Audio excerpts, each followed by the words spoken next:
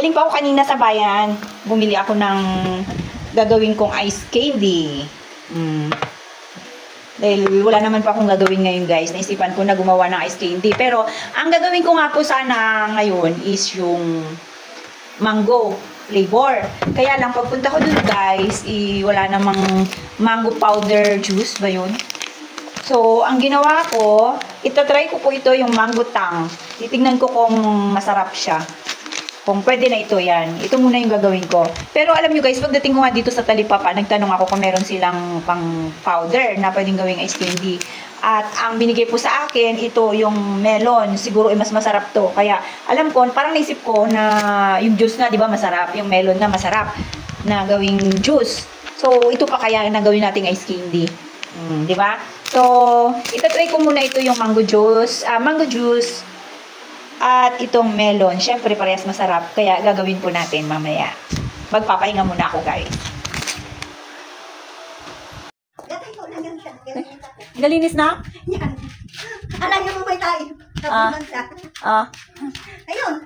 Alam niyo may tayo, kaya ayaw niyo po. Nailagay sa bag ko yan na yan. Importante yan. Sana yung resibo? Ay, nagbaba. Kunin ko muna din. Lagay mo rin yan doon ay sa bag ko na. Oh, yan na. O, yan na si Kuya.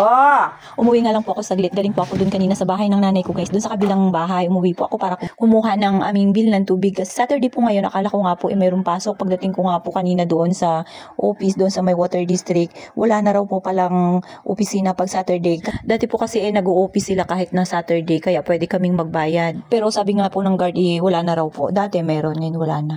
Ayun na nga po, sabi ko, magsasaglit lang ako dito sa bahay. At ito, sabay pa kami na dumating ng tubig. Maaga pa po kasi ako nag-order niyan dahil guys, alam niyo na ubusan kami ng tubig. Sobrang lakas naming uminom dahil nga mainit ang panahon. Talagang hindi mapigilan na mauuhaw ka at mauuhaw. Kahit nga itong si Yayam guys, pagka nauuhaw yan siya, talagang hinihila niya na lang ang aming kamay papunta doon sa kusina. Ibig sabihin, gusto niyang uminom. Pero hindi po namin sinasanay na uminom ng malamig. Gawa ng, alam nyo na nag-iingat din po kami para rin kay Yayam at para hindi siya sipunin guys. Alam nyo na uso po ang sipon ngayon kahit na nga po kami, hindi kami laging umiinom ng malamig pero nagkakasipon o bata pa. Kaya diba, napakahina pa ng kanyang resistensya. Sabi mo sa kanya pagka habang nagalinis ka? Sabi ko, huwag kayang gagalaw dyan. Pag ikaw gumalaw, pag ikaw maunga dyan, ako bukol. Ay, naintindihan naman pala. Kularo ka lang dyan ang host. Parang hindi ikaw matumba. Kaya ako maglilinis dito kasi sinain mo. Saan ay tumay? Alam mo man, ay ginawa ko ganyan. Ganyan ko ang sa host. Tayo lang yun siya. Dalawa lang kayo? Oo, dalawa lang kami. Tapos, ano kami, akyat sa taas. Panood siya. Ayan, si Yayam, laro na naman. O, pang ilan na naman niya yan? Kaduwa niya na. O, kadua. Ayos. Good luck, Yayam. Hindi ko man binasa yung ano niya. Yun na nga po, pagtapos ko nga po doon sa water district, dahil nga po walang office, hindi tayo nakapagbayad guys, dumiretso po ako dito sa may harap ng kampo. Dito lang yan sa may tailoring. At ako'y nagpa-cut ng pants dahil nga ang aming bossing nagsasawa na yatang magsuot ng pants dahil nga mainit, tag-init.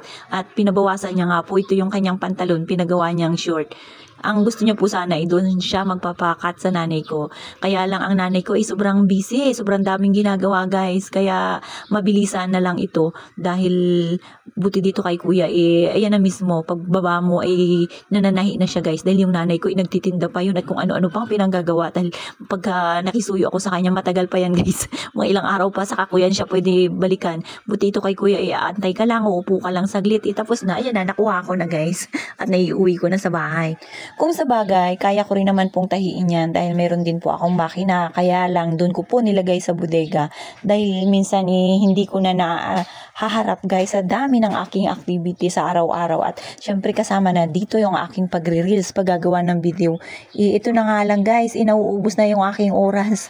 Kaya hindi ko na talaga maharap yung pananahin ko. Kaya sabi ko, ilagay ko muna yung aking makina doon sa aming bodega. At saka ko na lang siguro yan maharap pagka wala na tayong office or siguro guys, i-retired na tayo. Naku po, parang ang bilis lang ng panahon para sa ating pagre-retire, no?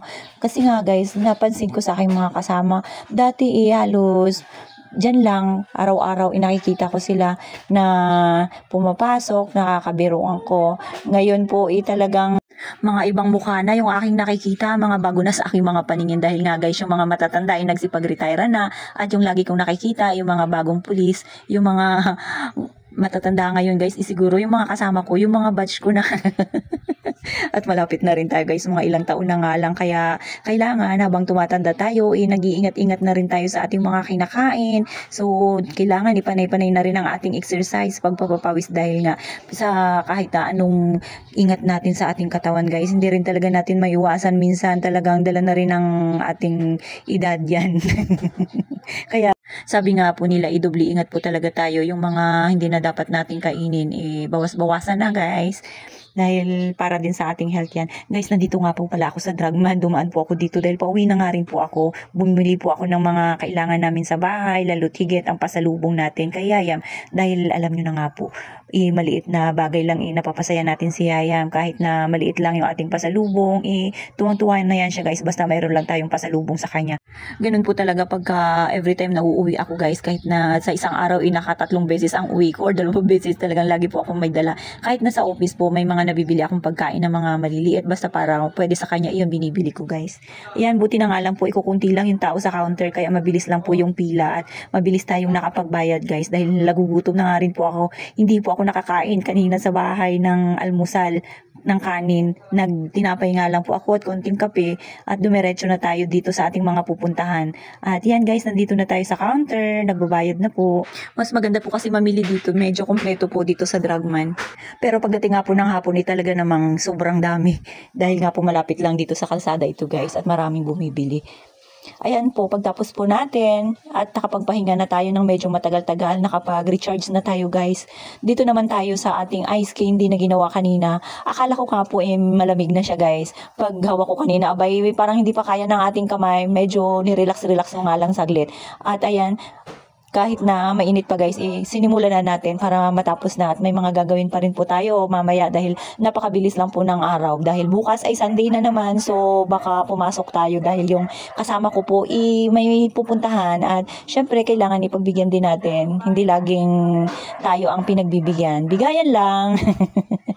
Guys, medyo masarap ito ang aking niluto. Kung gusto nyong bumili, yung mga kapitbahay ko dyan, pwede kayong bumili. Mura lang po yan. Giyakang-yakan ninyo.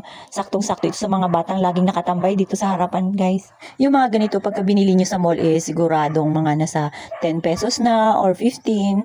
Pero yan guys, murang-mura lang.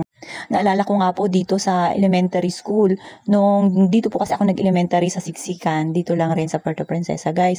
Pero yung mga teacher po noon, nagtitinda po yan ng mga ice candy dito sa school. At naalala ko nga po guys, kami ang inuutusan palagi kumuha doon sa bahay ng aming teacher ng kanyang mga panindang mga ice candy. At syempre, tandang-tanda ko pa yun. Shout out siguro mga sa panahong ito guys, meron pa rin mga teacher na gano'n, yung mga nagdadala ng paninda sa school. Pero wala naman din problema yun guys. Dahil syempre, tao lang din sila, gusto ring mabuhay, di ba? At yan, wow, it's so yummy guys. Sigurado, magkakasipon na naman tayo nito sa sobrang sarap. Pinatikim ko nga po yan kanina kay nanay. Sabi ko kay nanay, itikman guys. At sabi niya, sobrang tamis daw. Pero sakto lang yan pagka tumigas at nagka-ice. Talagang yummy. Tiyak magugustuhan ng ating mga customer yan. Talagang unang bili pa lang ay talagang babalik-balikan nila guys. Dahil nga kahit ako paborito ko yung ganyang flavor. Kaya bili na po kayo sa amin.